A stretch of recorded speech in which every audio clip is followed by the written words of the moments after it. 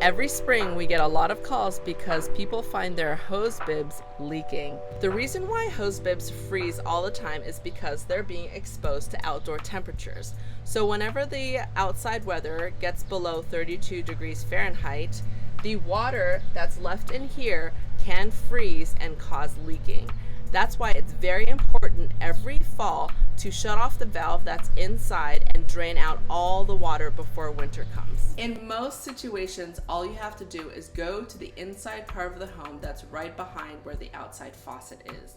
However, in our house, it looks like the hose bib was added after the home was built.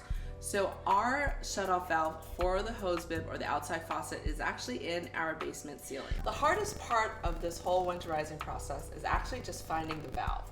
So like I said, ours is in our basement ceiling, and all you need to do is shut the inside valve off, turn it to the right to shut off the water, righty-tighty. Now that the water has completely drained out of the hose bib and the pipe, we're gonna just shut it off, and we're good for the winter. Follow Home with Hyle for more tips on how to take care of your plumbing.